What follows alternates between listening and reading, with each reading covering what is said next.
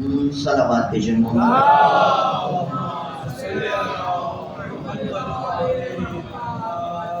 یعنی گرامی قدر بزم حسینی منعقد ہے سارے ثواب کے لیے، اور ہم اور آپ اس وقت دو عبادتیں سر انجام دے رہے ہیں، اور دونوں عظیم ترین عبادت ہیں۔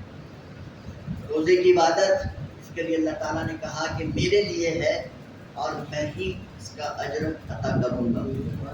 اور پھر دیکھیے روزے کی حالت میں وہ عبادت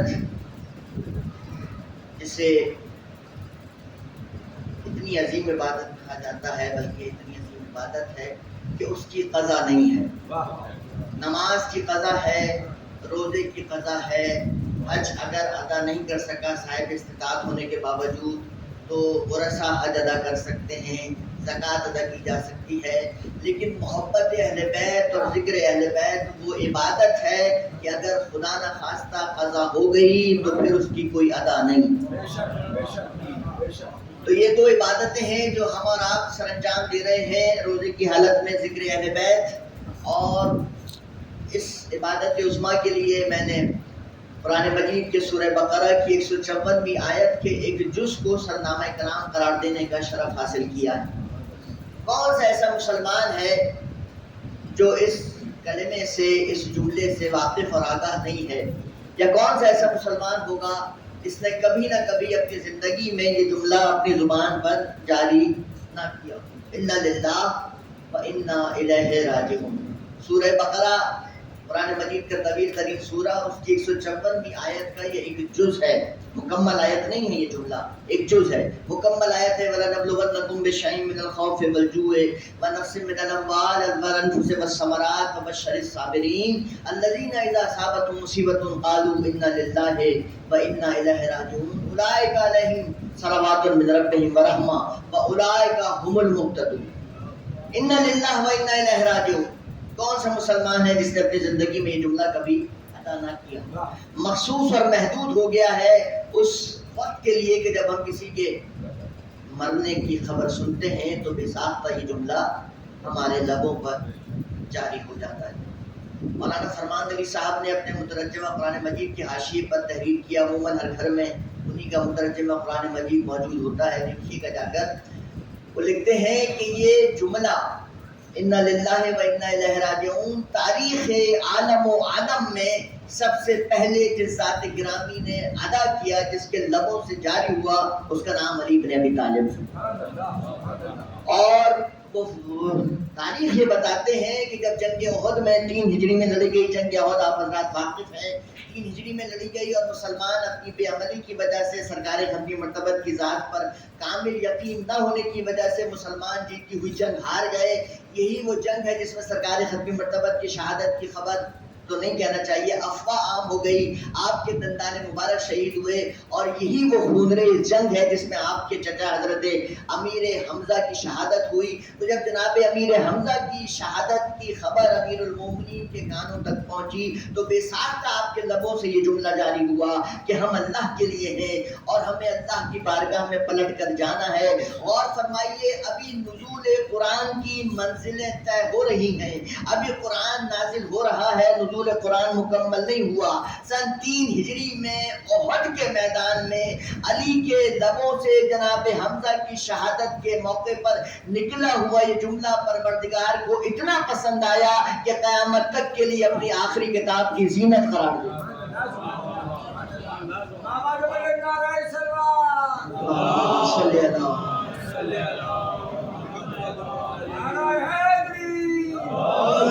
خدا کی قسم یہ کلمہ ترجید جسے شرعی اصطلاح میں کہا جاتا ہے، وہ کلمہ جس میں رجعت اللہ کا تذکرہ ہے۔ یقین جانیے چونکہ مولا کائنات کا کلام ہے، وہ خود مولا کائنات، ان کا کلام کلاموں کا مولا، اتنا فصیح و بلیغ جملہ ہے۔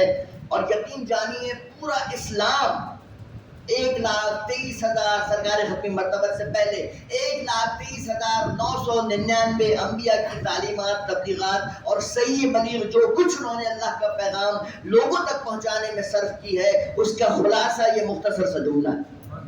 ہم غور نہیں کرتے، بہت سی باتیں ہیں ہمارے روٹین میں شامل ہو گئی ہیں، روزمرہ میں شامل ہو گئی ہیں، غور نہیں کرتے. خدا کی قسم ایک نظام زندگی ہے یہ جملہ، پورا اسکول آف تھاٹ نہیں بلکہ آئیڈیالوجی ہے، نظام زندگی ہے، کوڈ آف لائف ہے، کوڈ آف کنڈکٹ ہے. ہم اللہ کے لیے ہیں، ہمیں اللہ کی بارگاہ میں جانا، مکمل نظام زندگی ہے یہ جملہ. غور کرنے کی بات ہے. علی نے پوری 1,24,000 انبیاء کی تعلیمات کا خلاصہ اس جملے میں سمو دیا ہے کہ ہم اللہ. دیکھیے یہ جتنے بھی انبیاء ہیں سرکار اپنی مرتبہ سے پہلے یہ سرکار کو اگر شامل کر لیا جائے تو تمام انبیاء، تمام رسول، تمام اولیاء، ان سب کی تعلیمات کا بنیادی خلاصہ یہ تھا، بنیادی مقصد یہ تھا کہ انسان کو اس جانب راغب کیا جائے، متوجہ کیا جائے کہ دیکھو یہ قیام، یہ دنیا کی زندگی چند روزہ ہے، بہرحال یہ زندگی ختم ہو جانی ہے، اور جب یہ زندگی ختم ہو جانی ہے تو پھر تمہیں پلٹ کر اسی جانب جانا ہے جس نے تمہیں خلق کیا تھا. تمام تر انبیاء کی تعلیمات کا نقطہ یہ ایک جملہ ہے کہ ہم اللہ کے لیے ہیں. تمام انبیاء کی تعلیمات اس جملے میں پوشیدہ ہے جسے امیر المومنین نے ارشاد فرمایا کہ ہم اللہ کے لیے ہیں اور ہمیں اللہ کی بارگاہ میں واپس جانا ہے. اس سے پہلے کا جملہ، اس سے پہلے جب آیت کا آغاز ہوا بسم اللہ الرحمن الرحیم وَلَنَبْلُوَنَّكُمْ بِشَيْءٍ مِّنَ الْخَوْفِ وَالْجُوعِ وَنَقْصٍ مِّنَ الْأَمْوَالِ وَالْأَنفُسِ وَالثَّمَرَاتِ وَبَشِّرِ الصَّابِرِينَ الَّذِينَ إِذَا أَصَابَتْهُمْ مُصِيبَةٌ قَالُوا إِنَّا لِلَّهِ وَإِنَّا إِلَيْهِ رَاجِعُونَ أُولَٰئِكَ عَلَيْهِمْ صَلَوَاتٌ مِّن رَّبِّهِمْ وَرَحْمَةٌ. سورہ بقرہ کی 54ویں آیت میں اللہ تعالیٰ نے انسانوں کے لیے ایک پورا نصاب اور کریکولم بتا دیا کہ دیکھو ہم نے تمہیں جب دنیا میں بھیجا ہے تو وہ یہ نہ سمجھے کہ اس دنیا میں صرف آرام ہے، صرف سکون ہے، صرف آسائش ہے اور تمہاری زندگی اسی طریقے سے گزر جائے گی. یاد رکھو تمہیں اس دنیا میں بھیجنے کا بنیادی مقصد یہ ہے کہ وَلَنَبْلُوَنَّكُمْ بِشَيْءٍ مِّنَ الْخَوْفِ وَالْجُوعِ وَنَقْصٍ مِّنَ الْأَمْوَالِ وَالْأَنفُسِ وَالثَّمَرَاتِ. پروردگار عالم انٹیمیٹ کر رہا ہے، متنبہ کر رہا ہے تمام انسانیت کو کہ دیکھو تمہیں جو دنیا میں بھیجا ہے وہ ہم نے عبث نہیں بھیجا، ہم نے تمہیں اس لیے بھیجا ہے کہ ہم تمہیں آزمائیں گے، خوف سے آزمائیں گے. اور کس طریقے سے آزمائے گا پورا پروردگار عالم نے کیریکولم بیان کر دیا. امتحان کس طریقے سے ہوگا، اس پیپر میں کیا کیا سوالات ہیں سب بتا دیا اللہ تعالیٰ نے. ہم تمہیں خوف سے آزمائیں گے، بھوک سے آزمائیں گے، جان و مال کی کمی سے آزمائیں گے اور ثمرات کے ضائع ہونے سے آزمائیں گے. خوف سے آزمائیں گے، بھوک سے آزمائیں گے.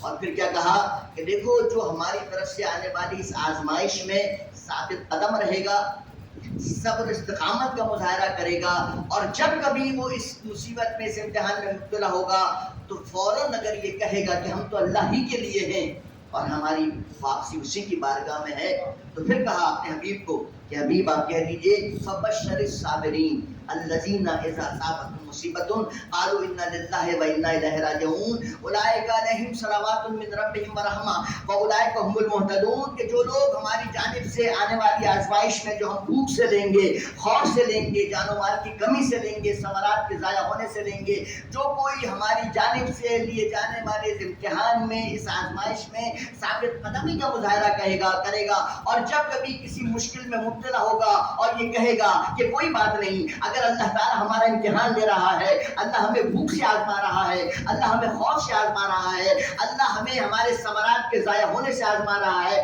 تو کوئی غم نہیں ہے، ہم اللہ ہی کے لیے تو ہیں، ہم اللہ ہی کے لیے ہیں اور ہماری واپسی اسی کی بارگاہ میں ہے. پروردگار عالم مجدہ جاں فضا سنا رہا ہے اپنے رسول کے ذریعے سے ایسے لوگوں کو کہ حبیب کہہ دو ان لوگوں کو جو ہماری جانب سے آنے والی آزمائش میں صبر کرتے ہیں، ان کو یہ خوشخبری سنا دو کہ یہی وہ لوگ ہیں جن پر ان کے رب کی جانب سے رحمت بھی ہے، کرم بھی ہے، اور یہی وہ لوگ ہیں جو ہدایت یافتہ ہیں.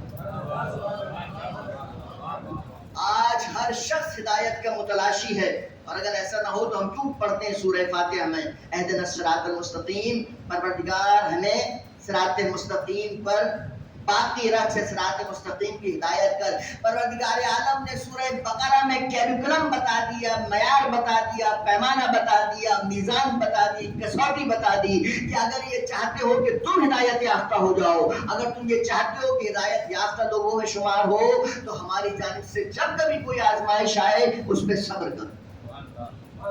ہماری جانب سے آنے والی آزمائش پہ صبر کرو گے تو کیا ہوگا؟ فبشر الصابرین الذین اذا اصابتهم مصیبۃ قالوا انا للہ و انا الیہ راجعون اولئک علیہم صلوات من ربہم ورحمہ. اے حبیب انہی لوگوں پر ان کی جانب سے درود بھی ہے. اولئک علیہم صلوات من ربہم، صلوات بھی ہے، رحمت بھی ہے. فاولئک هم المہتدون، اور یہی لوگ تو ہدایت یافتہ ہیں. آپ نے عظمت دیکھی ان لوگوں کی جو اللہ کی جانب سے آنے والی آزمائش میں صبر کرتے ہیں. اگر وہ ثابت قدم ہیں، صبر و تحمل کا مظاہرہ کر رہے ہیں، تو اس کا مطلب ہے کہ وہ ہدایت یافتہ ہیں. ان پر ان کے رب کی جانب سے درود بھی ہے، سلام بھی ہے. یہاں ایک مسکنسیپشن ہے، وہ کیا کہ مصیبت کے وقت رونا، اظہار گریہ، اظہار ملال، یہ بے صبری. عام تاثر یہی ہے، یہ سمجھا جاتا ہے کہ اگر کوئی مصیبت کے وقت رونے لگے، خاص طور سے کسی کے انتقال پہ اگر رویا جائے، نہیں نہیں ایسا نہیں کرنا، بدعت ہے، اللہ تعالیٰ ناراض ہوتا ہے. یہ ایک مسکنسیپشن. عزیزان گرامی قدر، حضور تشریف فرمائے مجھ سے بہتر جانتے ہیں، رونا بے صبری نہیں ہے، رونا کمال صبر ہے. رونا قطعاً بے صبری نہیں ہے، رونا قطعاً بے صبری نہیں ہے، رونا کمال صبر ہے. میں مثال سے باتیں کروں. دیکھیے انسان کب روتا ہے؟ انسان جب روتا ہے کہ جب وہ اپنے اندر کچھ کرنے کی قوت اور صلاحیت نہ پاتا ہو اور اپنے آپ کو بے بس، عاجز اور قاصر کسی چیز سے محسوس کرے، تو بے ساختہ اس کی آنکھوں سے آنسو جاری ہو جاتا ہے. یہی فیلنگز ہوتی ہے نا روتے وقت، جب آدمی کچھ نہیں کر پاتا. جعفر بھائی کے لیے جانے والے بھائیوں نے، گھر والوں نے کیا کچھ کوشش نہیں، کسی طبیب کو نہیں چھوڑا، سب کو دکھایا نا.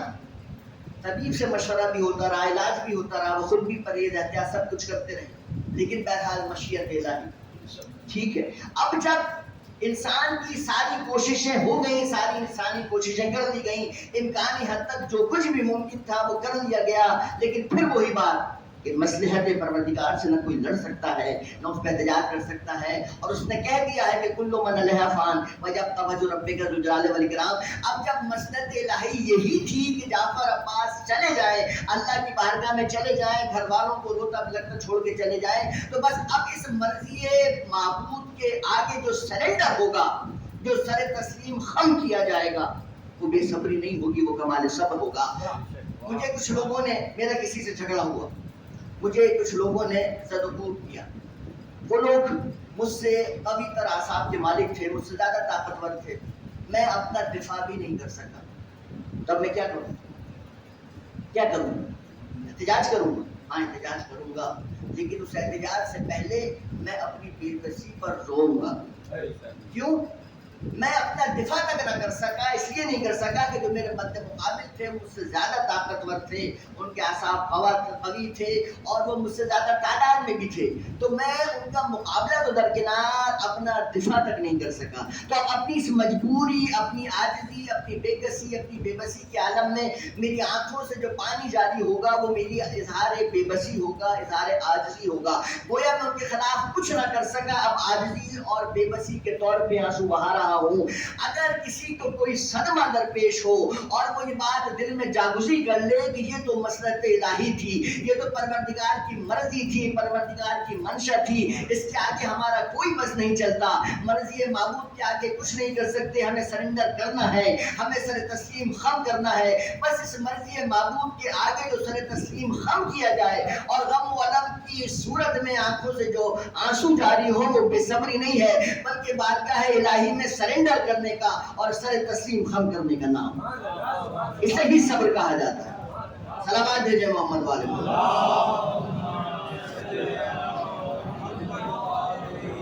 اسے ہی صبر کہا جاتا ہے. اب سوال یہ ہے کہ ہم آزمائشوں سے گزرتے ہیں، آزمائشوں میں مبتلا ہوتے ہیں، کس چیز کو وہ آزمائش سمجھے جو اللہ کی طرف سے ہے اور کس چیز کو اپنے کرتوتوں کی وجہ سے آنے والی مصیبت سمجھیں. دونوں باتیں نا. قرآن میں تذکرہ ہے کہ تم پر کوئی مصیبت نہیں آتی، بس یہ کہ وہ تمہارے اپنے ہاتھوں کی کمائی ہوئی. لیکن دوسری جانب یہ بھی ہے کہ ہم تمہیں آزمائیں گے خوف سے، بھوک سے، جان و مال کی کمی اور ثمرات کے ضائع ہونے سے. پوچھا امام صادق سے چاہنے والے نے، مولا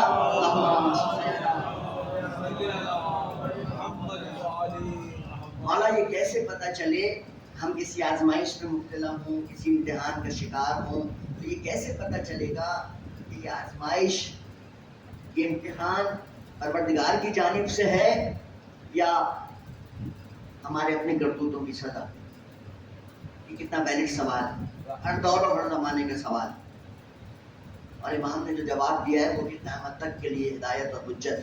مولانا نے ارشاد فرمایا کہ جو آزمائش، جو امتحان تمہیں اللہ کی بارگاہ کی طرف رجوع کروا دے، سمجھنا کہ وہ تمہاری آزمائش ہے جو اللہ کی جانب سے ہے. اور جس آزمائش یا جس مصیبت میں پڑ کے تم اللہ کی جانب سے غافل ہو جاؤ تو سمجھ جانا کہ تمہارے کرتوتوں کی سزا ہے. غور فرمائیے آپ نے کیا اس امام کے اس قول کے تناظر میں ہم اپنا طرز عمل دیکھیں. ایک شخص ہے، نہ نماز پڑھ رہا ہے، نہ روزہ رکھتا ہے، نہ مسجد آتا ہے، نہ امام بارگاہ جاتا ہے. اسے ہم نے دیکھا وہ چند دن سے مسجد آنے لگا، تو اب ہم نے آپس میں گفت و شنی شروع کی. یار یہ کسی مسئلے کا شکار ہو گیا ہے، یہ کسی پرابلم میں پھنس گیا ہے، ورنہ یہ اور مسجد، یہ نماز، یہ تعلق ہی نہیں تھا مسجد سے، یہ کسی مسئلے کا شکار ہو گیا ہے. بھائی یہ تو بہت اچھی بات ہے. کوئی خدا کی بارگاہ میں سرزریز نہیں ہوتا تھا، نماز کا پابند نہیں تھا، مسجد نہیں آتا تھا، امام بارگاہ نہیں آتا تھا، وہ کسی مشکل کا شکار ہوا. لیکن اس مشکل کا شکار ہونے کے بعد اس کے دل میں یہ بات مزید جاگزی ہو گئی، مزید اس کے دل میں یہ بات راسخ ہو گئی کہ یہ اس مصیبت سے اگر مجھے کوئی نجات دلا سکتا ہے تو وہ میرا رب ہے. مذاق اڑانے کی ضرورت نہیں ہے، اس کا تضحیق اڑانے کی ضرورت نہیں ہے. اللہ تعالیٰ اسے آزما رہا ہے اور اس آزمائش میں کوئی انداز میں پورا اتر رہا ہے کہ اس کا یہ یقین راسخ ہو رہا ہے، ہاں کہ میری بدعملی تھی، میں بدعمال تھا، میں بے عمل تھا، لیکن اب اگر اس آزمائش میں مجھے پروردگار عالم نے مبتلا کیا ہے تو اس ذات کے علاوہ کوئی نہیں ہے جو مجھے اس آزمائش سے نکال سکے. اس کی عبادت کروں گا، اس کی بارگاہ میں سجدہ ریز ہوں گا، اس کو راضی کروں گا تو یقیناً وہ مجھے اس مشکل سے نکال دے. یہ مشکل میں اللہ کی طرف رجوع کر لینا کوئی مذاق کی بات نہیں ہے. یہ اللہ تعالیٰ آزماتا ہے اپنے بندوں کو. دیکھیے کتنے لوگ ایسے ہیں جن کی زندگیاں مسلسل مشکل میں ہیں، مسلسل پریشانی میں ہیں، بیماری کے حوالے سے، اپنا گھر نہیں ہے، روزگار کی طرف سے پریشانی ہے، عائشہ کی طرف سے پریشانی ہے، اولاد کی طرف سے پریشانی ہے. کتنے لوگ ہیں آپ کے اور میرے مشاہدے میں، آپ کے بھی مشاہدے میں ہوں گے کہ مسلسل پریشانیوں کے شکار ہیں. ہم یہ سمجھتے ہیں کہ اللہ تعالیٰ سن ہی نہیں رہا، یہ دعائیں نہیں سنتا. کیا کہنا ان لوگوں کا جو اللہ کی جانب سے آنے والی آزمائش میں صبر کا مظاہرہ کرتے ہیں. یہ نہیں کہتے. اب تو ہمارا یہ دستور ہو گیا نا کہ میں ہی رہ گیا ہوں ایک پریشان ہونے کے لیے. نیکیاں بھی میں کروں، میں کوئی نمازیں بھی پڑھتا ہوں، سب کچھ کرتا ہوں، سب کچھ میں جو کچھ مجھ سے ہو سکتا ہے کرتا ہوں، لیکن پھر بھی میں پریشان، میں ہی بیمار، میں ہی پریشان، میرے ہی گھر والے پریشان، میرے ہی بچے بیمار.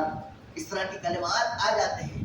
لیکن شریعت کہتی ہے کہ پروردگار سے شکوہ اس حد تک تو جائز ہے کہ پروردگار سے کہا جائے کہ معبود میں بے عمل ہوں، لیکن اگر تو مجھے اس مشکل سے نکال دے. اور فرمائی چھٹے امام نے کیا تھا کہ کوئی مشکل اگر تمہیں بے راہ کر دے، تمہیں اللہ کی جانب سے، اللہ کی بارگاہ سے بے رغبتی کی طرف لے جائے، بے دینی کی طرف لے جائے، تو سمجھ جانا وہ تمہارے کرتوتوں کی سزا.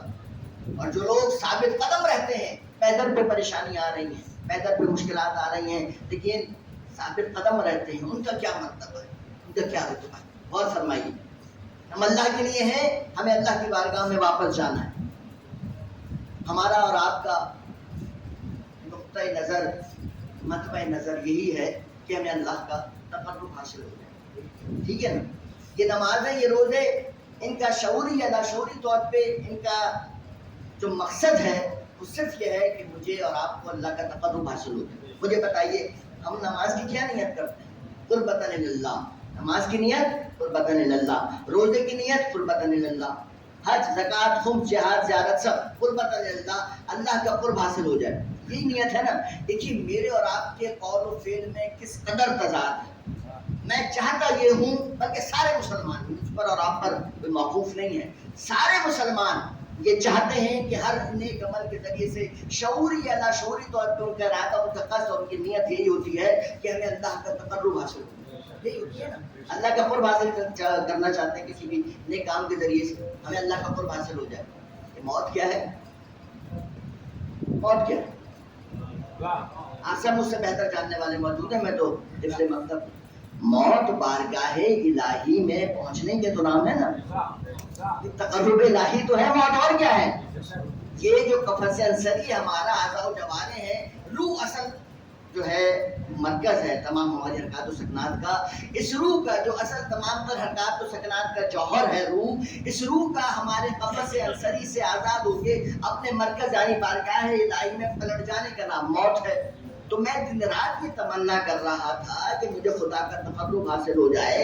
میری فجر کی نمازیں سر سردیوں میں ہوں، گرمیوں میں ہوں، اس لیے ہے کہ مجھے اللہ کا تقرب حاصل ہو جائے. میرا روزہ اس لیے ہے کہ مجھے اللہ کا تقرب حاصل ہو جائے. کم از کم دن میں 5 مرتبہ تو میں یہ نیت کرتا ہوں، یہ ارادہ کرتا ہوں کہ اللہ تعالیٰ مجھے اپنا قرب عطا کر دے، مجھے اپنے قریب بلا لے. دیکھیے کتنا عجیب تضاد ہے میرے اور آپ کے قول و فعل میں کہ دن میں کم از کم 5 مرتبہ یہ نیت، یہ ارادہ، یہ تمنا، یہ دعا، یہ جستجو کرنے والا انسان کہ پروردگار مجھے اپنا قرب عطا کر دے، اللہ کا قرب حاصل کرنے کی تمنا کرنے والا انسان، اللہ مجھے اپنے قریب بلا لے، اللہ مجھے اپنے قریب بلا لے. دن میں 5 مرتبہ ہم سب یہ تمنا کرتے ہیں، لیکن جب اللہ 1 مرتبہ بلانا چاہتا ہے تو آپ کو جانے کو راضی نہیں.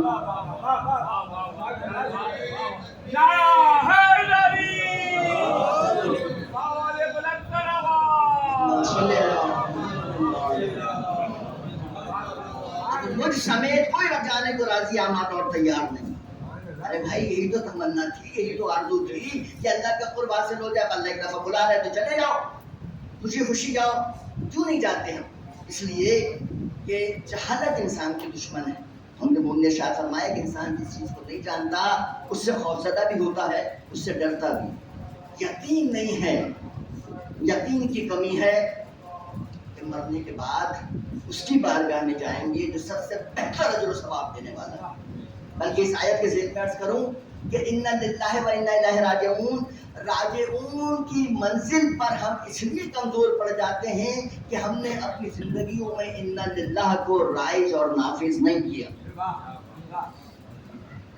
ہم اللہ کے لیے، اگر اللہ کے لیے ہوتے تو پھر اللہ کی بارگاہ میں جانے سے قطعاً پرہیز نہ کرتے. اسی لیے تو امیر المومنین نے کہا ہے کہ مومن کے لیے دنیا قید خانہ ہے، یہ زندگی مومن کے لیے قید خانہ ہے، اور موت اس سے رہائی کا ایک پیغام ہے. اس لیے جو مومن ہوتا ہے وہ یہ تمنا کرتا ہے کہ قید سے اگر رہائی مل رہی ہے تو کل کی ملتی ہے، آج مل جائے، اور آج کی ملتی ابھی مل جائے. جو مومن ہوتا ہے اس کے لیے دنیا قید خانہ ہے. لیکن بہرحال یہ سب بشری کمزوریاں ہیں، موت کا خوف بھی ہے. سب سے زیادہ جو کام آنے والی شے ہے موت کے بعد وہ محبت اہل بیت. دیکھیے کس وقت سے محبت اہل بیت اپنی کرم نوازیاں شروع کر دیتی.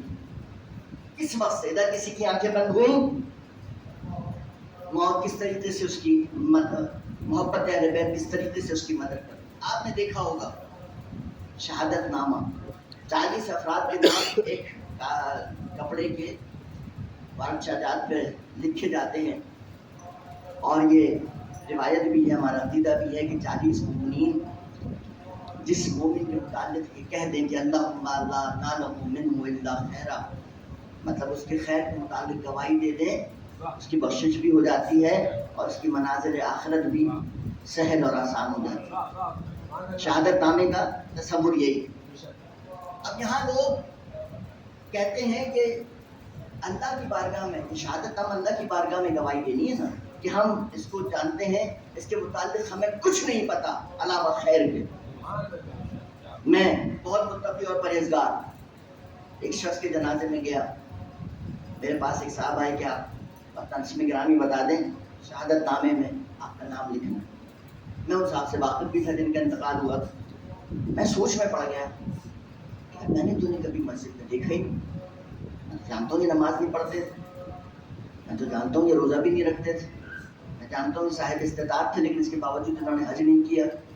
میں کیسے لکھ دوں ان کا نام؟ میں کیسے کہہ دوں کہ آپ شہادت نامے میں میرا نام لکھ دیں؟ یہ کوئی پاکستان کی عدالتیں تھوڑی ہیں کہ کچھ بھی کہہ دو قسم کھا کر. ہماری عدالتوں میں المیہ ہے نا، کچھ بھی کہہ دو.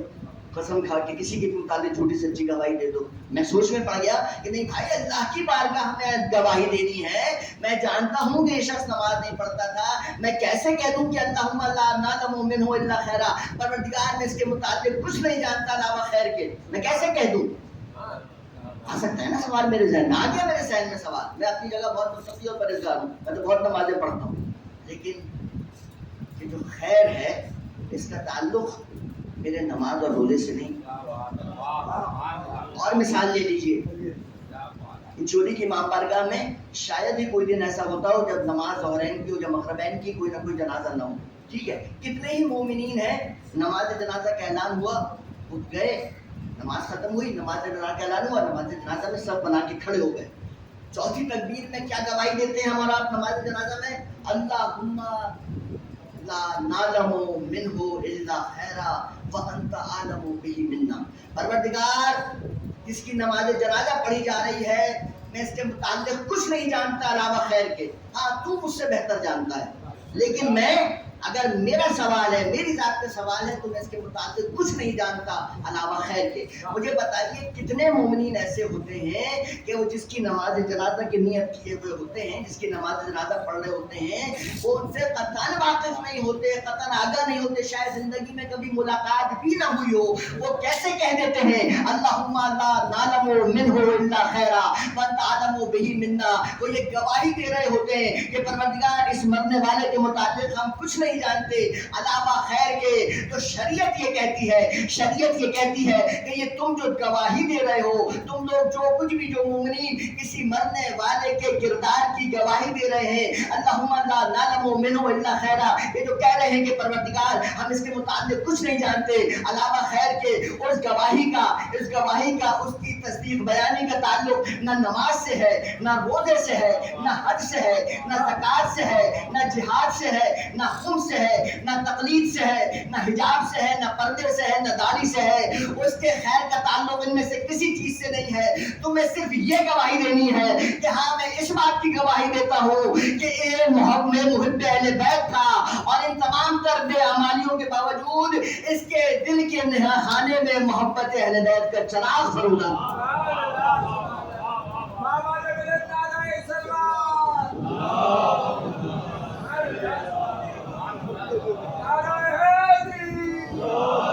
جیسا حقیر فقیر طالب علم یہ بیان نہیں کر سکتا کہ محبت اہل بیت کتنی عظیم نعمت ہے. دیکھیے ہماری بدعمالی اپنی جگہ, اس کا یہ مقصد نہیں ہے کہ میں بدعمالی کا خدا نہ کرے آپ کو سرٹیفکیٹ دے رہا ہوں, میں ہماری کبھی اوقات کی حیثیت کیا, لیکن جو حقیقت ہے وہ یہ ہے کہ یہ جو ہم گواہی دیتے ہیں نماز جنازہ میں, اس کا تعلق نماز روزے سے نہیں ہے. علماء کہتے ہیں, مجتہدین کہتے ہیں, فقہاء کہتے ہیں کہ بالکل بے بان کے دہل گواہی دیا کرو کسی بھی مومن کے متعلق, ہم اس کے متعلق کچھ نہیں جانتے علاوہ خیر کے. یہ خیر نماز نہیں ہے, یہ خیر روزہ نہیں ہے, یہ خیر زکات نہیں ہے, یہ خیر ان سب کی بنیاد محبت اہل بیت. اور یہ محبت اہل بیت وہ عظیم نعمت ہے کہ اگر یہ نہ ہو تو نہ نماز کی کوئی اوقات ہے, نہ روزے کی کوئی حیثیت ہے, نہ حج اور زکات کوئی اہمیت رکھتی ہے. اتنی بڑی نعمت ہے یہ محبت اہل بیت. میں نے عرض کیا کہ مرنے کے بعد جو سب سے عظیم نعمت کام آنے والی ہے وہ یہ محبت اہل بیت ہے, اور یہی وہ نعمت ہے جس کے لیے سورہ تکاثر میں ہے روکو ان کو, ان سے سوال کرو, ان سے سوال کرو. کس چیز کے متعلق سوال کرو؟ نعمت کے متعلق سوال کرو. بسم اللہ الرحمن الرحیم. الہاکم التکاثر حتی زرتم المقابر کلا سوف تعلمون ثم کلا سوف تعلمون کلا لتعلمون علم الیقین لترون الجحیم ثم لترونها عین الیقین ثم لتسألن یومئذ عن النعیم. روز محشر ایک منادی ندا دے گا, کہاں جا رہے ہیں یہ نمازی, یہ روزے دار, یہ پرہیزگار, کہاں جا رہے ہیں؟ ایسے جنت میں نہیں چلے جائیں گے. یومئذ لتسألن یومئذ عن النعیم. ان سے پوچھو, اس نعمت کے متعلق پوچھو جو ہم نے ان کو عطا کی تھی. اس نعمت کا انہوں نے کیا استعمال کیا؟ چھٹے امام کہتے ہیں کہ یہ نعمت وہ نعمت نہیں ہے کہ جو تم گھر میں کھانا کھاتے ہو, جو مشروبات پیتے ہو. اللہ تعالیٰ سے قطعاً بعید ہے کہ وہ اپنی مخلوقات سے یہ پوچھے کہ میں نے تمہیں 2 وقت کی روٹی عطا کی تھی, تم نے اس نعمت کا کیا کیا. دیکھیے میں اور آپ کبھی کسی کو کھانا کھلا دیں تو کیا پوچھتے ہیں کہ میں نے تمہیں کھانا کھلایا تھا؟ یاد کرو तुम भूखे थे, मैंने तुम्हें खाना खिलाया था। हम इसे ऐब समझेंगे कि किसी को अगर कभी खाना खिला दिया तो उससे पूछेंगे नहीं, ये खाना खिलाने की नेमत नहीं है, ये पानी पिलाने की नेमत नहीं है जिसके मुतालिक अल्लाह ताला पूछेगा। ये मोहब्बत अहले बैत है, ये वही नेमत है जिसका अल्लाह ताला ने हुक्म दिया था अपने रसूल को, कुल्ला असलुकुम अलैहि अजरन इल्लल मवद्दता फिल कुर्बा, मैं कुछ नहीं चाहता अजर रिसालत, अलावा इसके कि करामतदारों से मोहब्बत करो। अगर अजर रिसालत अदा नहीं किया तो न नमाज की कोई अहमियत है, न रोजा काम आने वाला।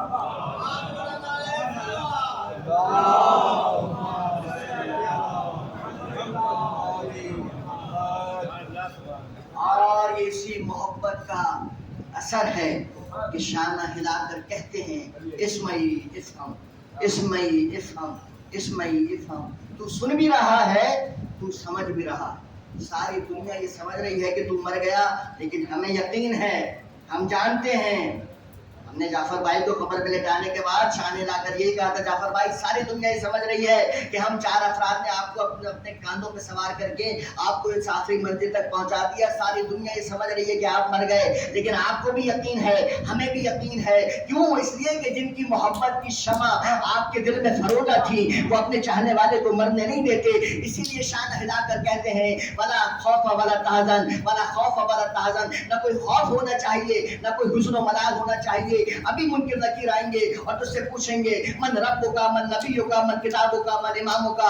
अभी मुनकिर नकीर आएंगे और पूछेंगे तेरा रब कौन है, तेरा नबी कौन है, तेरा दीन क्या है, तेरी किताब कौन सी है, तेरा क़िबला क्या है, तेरा इमाम कौन है। तो खौफ और मलाल नहीं होना चाहिए। बता देना अल्लाह का बंदा हूँ, मोहम्मद मुस्तफ़ा का उम्मती हूँ, इस्लाम मेरा दीन है, काबा मेरा क़िबला है, और उस सिलसिला इमामत पर यकीन रखता हूँ जिसके पहले का नाम अली और आखिरी का नाम मेहदी है।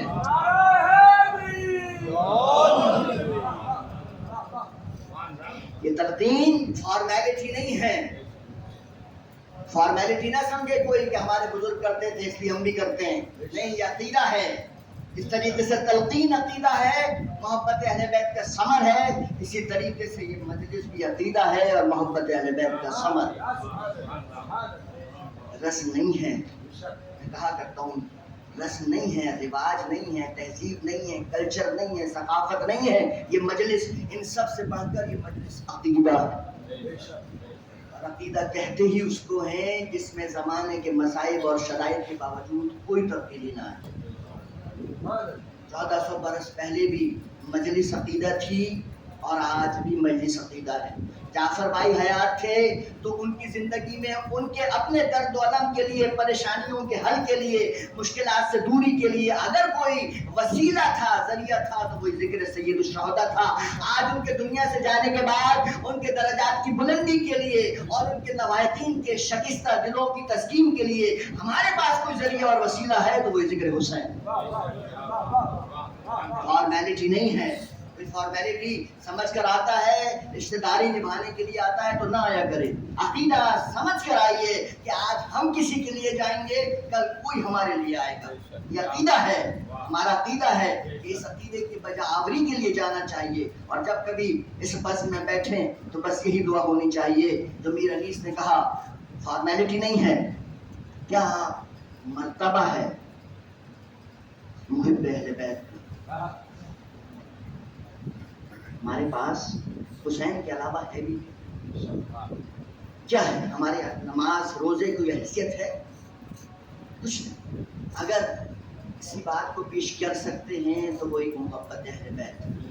हम जैसे गुनहगारों के जज्बात की तर्जुमानी की है मीर अनीस ने आज से 150 बरस पहले। कहते हैं कि दस्तूर है तो शाह सफर ही लेता है हमरा। हम सब मुसाफिर है ना, ये दुनिया तो मंजिल नहीं है, हम सब मुसाफिर हैं। और मुसाफिर का क्या दस्तूर होता है? सामान सफर लेता है। क्या साधना है मेरी और आपकी? कुछ नहीं। मेरी और आपकी तो कोई औकात नहीं है। आज जो रात आने वाली है, जब मेरे मौला अफ्तार से फारिग हो गए अपनी बेटी के घर में, तो फिर जाते थे मुसल्ला इबादत पर, वापस आते थे। ये इस शब का इस्तराब कभी अली की ज़िंदगी में नहीं आया।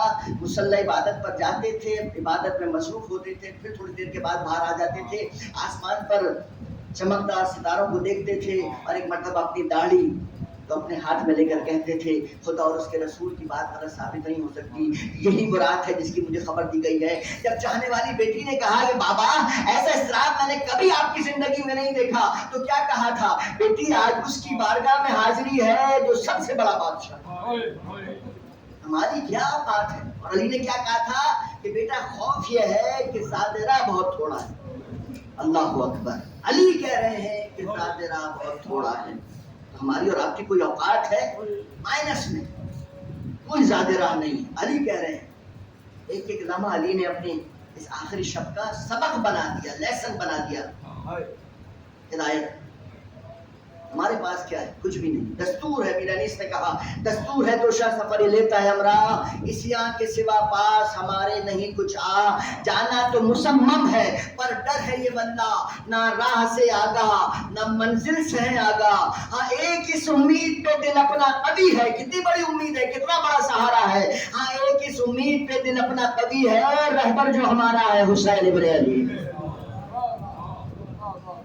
اور حسین ابن علی جس کا ہجوم رنج و علم سے یہ حال تھا، جو اس نے کہا چھ مصروں میں امام حسین کی وقت آخر جذبات کی ترجمانی کر دی جو اس نے، جس کا ہجوم رنج و علم سے یہ حال تھا، سینہ تھا پاش پاش جگر پائے مال تھا، رخ پہ تھا تشنگی کا دھواں دل نڈھال تھا، اس کرب میں بھی اس کو فقط یہ خیال تھا آتش برس رہی ہے تو برسے قیام پر، آنے نہ پایا آج مگر حق کے نام پر، آنے نہ پائے آنچ مگر حق کے نام پہ۔ فارمیلٹی نہیں ہے۔ ایرانیس نے کہا میرے اور آپ کے متعلق ارشاد نبی ہے کہ مددگار ہیں میرے، فرماتے ہیں حیدر کے یہ غمخوار ہیں میرے، حضرت کا سخن ہے کہ عزادار ہیں میرے۔ مجلس کیوں کرتے ہیں؟ حضرت کا سخن ہے کہ عزادار ہیں میرے، میں ان کا ہوں طالب یہ طلبگار ہیں میرے، یہ آج اگر رو کے ہمیں یاد کریں گے ہم قبر میں ان لوگوں کی امداد کریں گے۔ اور ہم نے میرے بچوں کے یہ سب کرتے ہیں فریاد، اللہ سلامت رکھے ان لوگوں کی اولاد، بستی میرے شیعوں کی رہے خلق میں آباد۔ مرتبہ دیکھیے ایک ذاکر حسین کا، ایک امام حسین کے محب کا، ایک عزادار حسین کا مرتبہ دیکھیے، ہم نے میرے بچوں کو یہ سب کرتے ہیں فریاد، اللہ سلامت رکھے ان لوگوں کی اولاد، بستی میرے شیعوں کی رہے خلق میں آباد، یہ حشر کے دن آتش دوزخ سے ہوں آزاد، مرتا ہے کوئی گر تو بکا کرتا ہوں میں بھی، بخشش کے لیے ان کی دعا کرتا ہوں میں بھی۔ مجلس اس لیے ہے کہ اپنا غم فراموش کر کے ان کے غم کو اپنے غموں کا، اپنے زخموں کا مرہم بنا لیں، اس لیے ہے یہ مجلس۔ اور کون ہے حسین کے علاوہ جس کا غم لوگوں کے غموں کا مداوا کر سکے، لوگوں کے زخموں کا مرہم بن سکے؟ کوئی نہیں۔ آئے ہیں رخصت آخر کے لیے، ہم پڑھ لیتے ہیں، آپ سن لیتے ہیں، لیکن خدا کی قسم یہ قیامت سے پہلے قیامت تھی جو امام حسین کے خیموں میں برپا تھی۔ میر انیس نے کہا خیمے میں مسافر کا وہ آنا تھا قیامت۔ تصور شرط ہے، دیکھیے 71 قربانیاں دے چکا میرا مولا، اب اپنی قربانی دینے کے لیے رخصت آخر کے لیے خیمے میں آئے ہیں۔ تصور کیجیے خیمے میں مسافر کا وہ، یہ قیامت سے پہلے قیامت ہے۔ قیامت تو جب آئے گی، لیکن چاہنے والی بہن کے لیے، چھوٹے چھوٹے یتیم بچوں کے لیے یہ قیامت سے پہلے قیامت ہے۔ جو آخری سہارا ہے وہ بھی اب میدان میں جا رہا ہے، اور میدان میں جانے کا مقصد یہ ہے کہ اب یہ واپس نہیں آنے والا، کیونکہ صبح سے جو میدان میں گیا وہ واپس نہیں آیا۔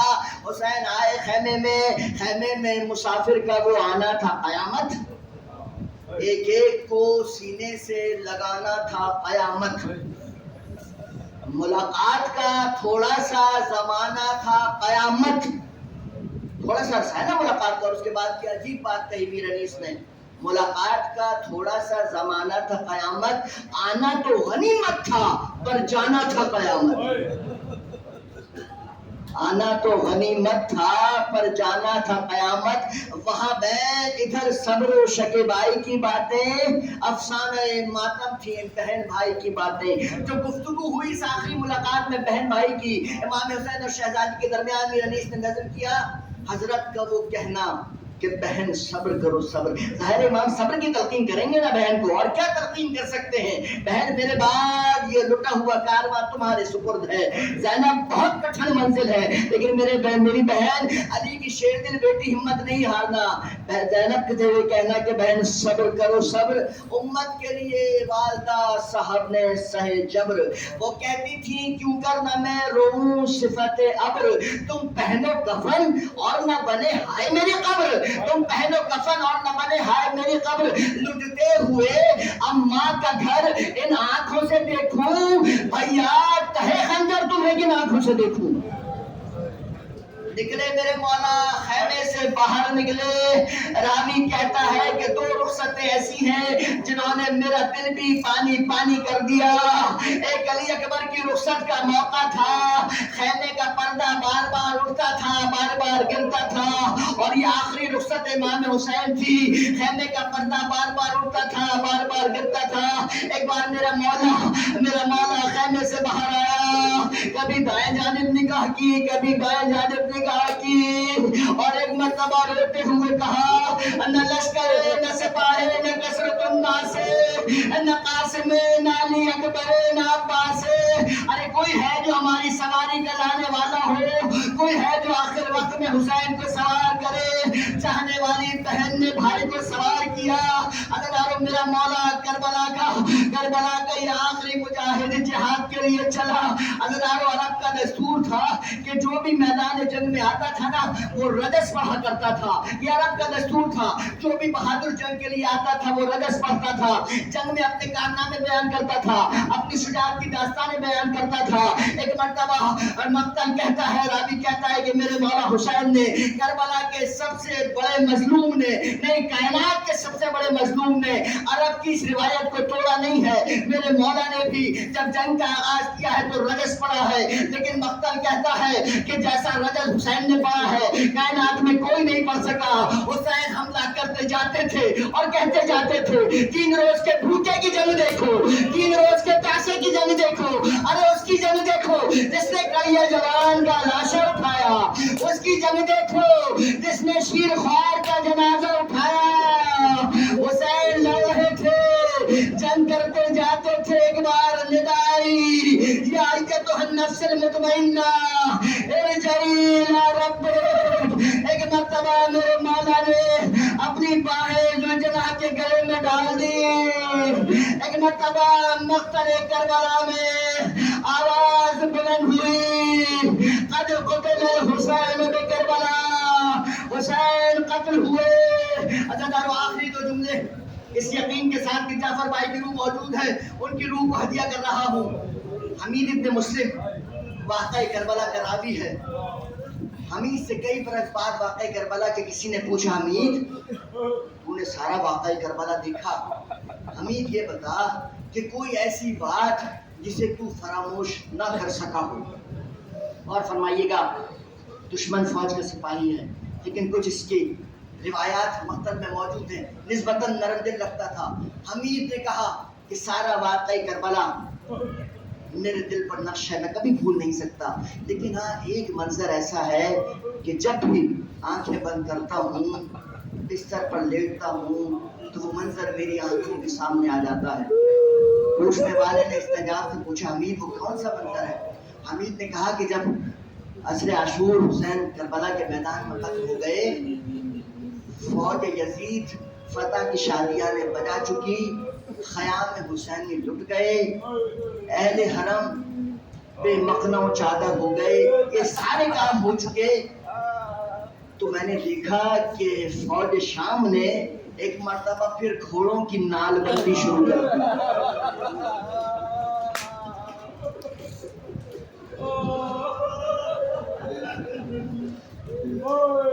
دنیا ہم سے کہتی ہے کب تک رو گے؟ 1400 برس پہلے ایک واقعہ رونما ہوا تھا, کب تک اس کی یاد بناؤ گے؟ مجھے بتاؤ, کوئی بھی تمہاری لوکیلٹی میں کوئی مسلمان نہ رہتا ہو, کوئی کافر رہتا ہو, اگر وہ مر جائے, اس کا انتقال ہو جائے بتائیں مجھے مسلمان تو کیا شادیانے بجائے جاتے ہیں؟ وہ سارے جو اہل محلہ ہوتے ہیں پڑوسی ہوتے ہیں یہ نہیں دیکھتے کہ مسلمان تھا یا مسلمان نہیں تھا، اس کے پاس جاتے ہیں اظہار غم کرتے ہیں، پوچھتے ہیں کہ اگر ہمارے لیے کوئی خدمت ہو تو بتا دو۔ یہ کوئی نہیں کہتا کہ ہندو تھا عیسائی تھا، یہ سب اپنا فریضہ سمجھتے ہیں۔ ہم سے پوچھتے ہیں کہ 1400 سال گزر گئے ماتم کب کرو گے؟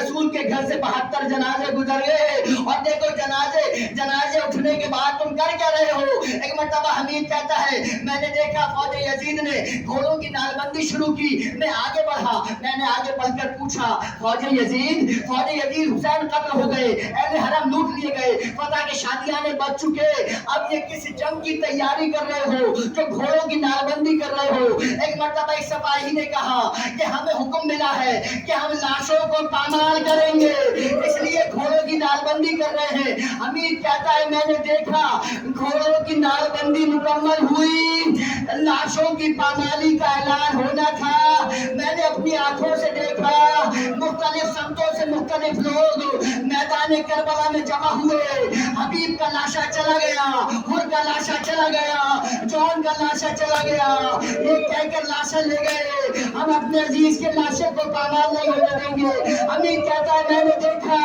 ادھر سے گھوڑے چلے، ادھر مقتل کربلا میں تنہا حسین کا لاشا تھا جو پامالی کی زد پر تھا، میں نے دیکھا ادھر سے گھوڑے چلے، ادھر جلے ہوئے خیمے سے ایک بی بی باہر نکلی، اس نے اپنے چہرے کو اپنے بالوں سے چھپایا ہوا تھا، ادھر گھوڑے لاش حسین پہ دوڑ رہے تھے، ادھر وہ بی بی کہہ رہی تھی نانا آئیے، نانا میرے بھائی کا لاشا، آپ کے فرزند کا لاشا۔